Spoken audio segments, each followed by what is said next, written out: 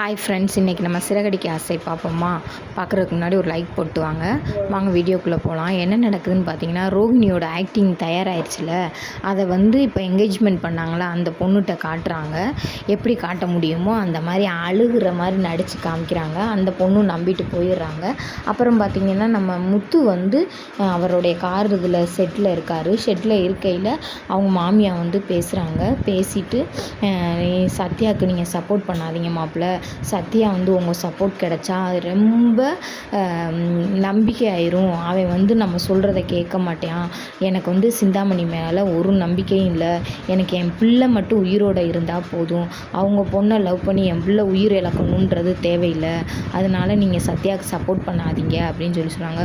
நான் சொன்னேன், மீனாட்ட சொல்லாதேன்னு உங்கள்கிட்ட சொல்லிவிட்டாலா, அவள் வேறு வாயில்லாமல் எதையும் வச்சுக்கிட்டு இருக்க மாட்டான் அப்படின்னு சொல்லிட்டு இங்கே மீனா கேட்குறாங்க. உங்கள் அம்மாட்ட சொல்லாதேன்னு தானே சொன்னேன், நீ எதுக்கு உங்கள் அம்மாட்ட சொன்ன அப்படின்னு.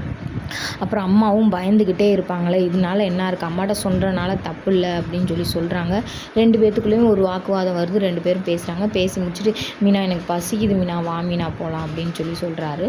அப்புறம் பார்த்திங்கன்னா, இங்கே பரபரப்பாக இருக்காங்க முத்தோட அம்மா. ஸ்ருதி, நீங்கள் எல்லோரும் எத்தனை பேர் வாரீங்க என்னன்னு சொல்லுமா, பாஸ்போர்ட்டில் அமெரிக்காவுக்காக எடுக்கணும்ல. அல்லங்க ஆண்டி, எங்கள் வீட்டில் எங்கள் அம்மா அப்பாலாம் சீச்சின்ற அளவுக்கு போயிட்டு வந்துட்டாங்க, அவங்களாம் வரமாட்டாங்க அப்படின்னு சொல்கிறாங்க. அப்புறம் பார்த்திங்கன்னா, முத்து சர்ப்ரைஸாக அவங்க பொண்டாட்டிக்கு தாலி செயின் வாங்கிட்டு கொடுத்துருக்காரு. அதை போட்டுட்டு அவங்க அப்பாட்ட காட்டுறாங்க. முத்து, இங்கே பாருங்கம்மா அப்பா, நான் மீனாக்காண்டி ஒன்று எடுத்தேன், பிடிச்சிருக்கான்னு பாருங்கப்பா அப்படின்னு சொல்கிறாங்க. சுருதி சொல்கிறாங்க, தாலி கொடி வாங்கியிருக்கியா அப்படின்னு சொல்கிறாங்க. அப்புறம் பார்த்திங்கன்னா, அந்த அமெரிக்கா குடும்பம் இங்கேயே வந்துடுறாங்க. முத்து அப்பாவை பார்த்து கேட்குறாங்க, நீங்களாம் வீட்டு தலைவன் தானே, நான் கூட அவங்கள பார்த்தோன்னே நம்பிக்கையாக இருந்தேன், இவ்வளோ ஒரு நல்ல மனுஷன், எந்த ஒரு இடத்துலையும் பொய் சொல்ல மாட்டாருன்னு அப்படின்னு சத்தம் போடுறாங்க. எங்கள் அப்பாவை பார்த்து நீங்கள் இப்படிலாம் பேசாதீங்கன்னு முத்து சொல்கிறாரு.